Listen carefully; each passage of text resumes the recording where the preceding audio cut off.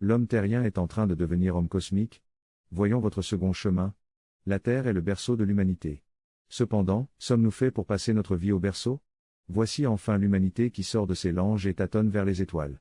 Éprouvez-vous ce changement formidable? Bof.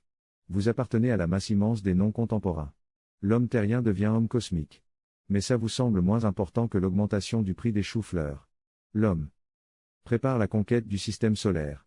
Il cherche à capter dans le vaste ciel un signe des intelligences différentes. Mais ce qui vous paraît essentiel, c'est qu'il n'y ait pas de colorant dans les jus de fruits. Les Grecs présocratiques, qui se sentaient reliés au cosmos, eussent mieux saisi la grandeur de notre époque. Il faut du sentiment antique pour avoir un grand sentiment d'aujourd'hui. Pour comprendre qu'avec nos fusées, nos sondes spatiales, nos radiotélescopes et demain, nos navires célestes, nous avons pour projet de rétablir et de préciser notre communication avec l'infini. Le sentiment d'aujourd'hui est, à proprement parler, religieux.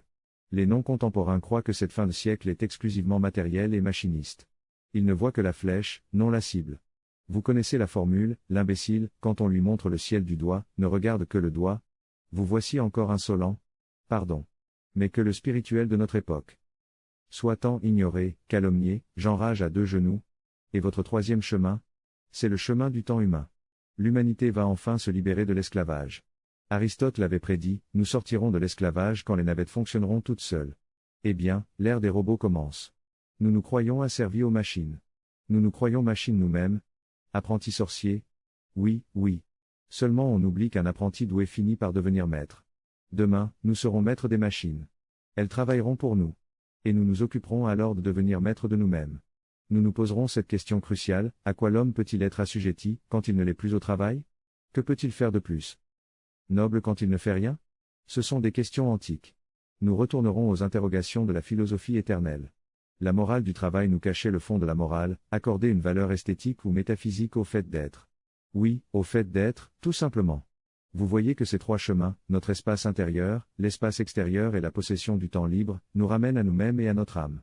Vous voyez que ce monde moderne, qu'il est si distingué de dire puant et écrasant, en réalité nous veut du bien. Certes, c'est un poids lourd. Mais il roule pour nous. Toujours vos contradictions. Vous croyez à la philosophie éternelle. Et au progrès. Mais la philosophie éternelle dit que l'homme ne peut être amélioré que par l'homme. Elle ne compte ni sur les savants du cerveau ni sur les fusées ni sur les robots. L'homme ne peut être amélioré que par l'homme, en effet. Mais, dites-moi, le progrès, la science, la technique, n'est-ce pas l'homme aussi? Ne s'agit-il pas de produits de l'intelligence humaine? Science sans conscience? Vieille fumisterie dualiste. L'homme qui n'a que deux esprits raisonne comme vous. 1. L'homme avec la conscience, 2. Le monde avec la science.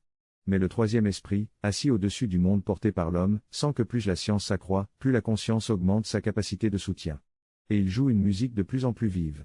Évidemment, si vous ne possédez pas de troisième esprit, chaque progrès de l'intelligence fait progresser votre angoisse. Mais moi, chaque progrès de l'intelligence fait monter ma musique. La Bible parlait déjà, à propos de la modernité, de l'abomination, de la désolation. Et la prophétie hindoue, de l'âge sombre? Veuillez m'excuser. J'ai fermé ma porte aux colporteurs orientaux d'Apocalypse. Mes héros sont le second Faust sauvé, et Prométhée délivré.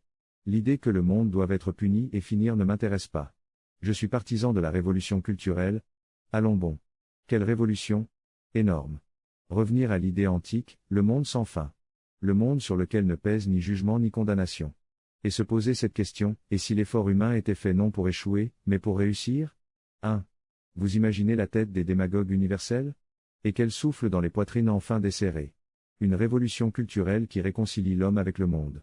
Mais elle n'est concevable que par le troisième esprit, sans peur, sans division et heureux. Mais vous dites vous-même que peu d'hommes ont les trois esprits? C'est vrai. Mais ce qui importe, c'est qu'ils soient considérés comme les figures d'un yoga de l'Occident et comme des modèles idéaux.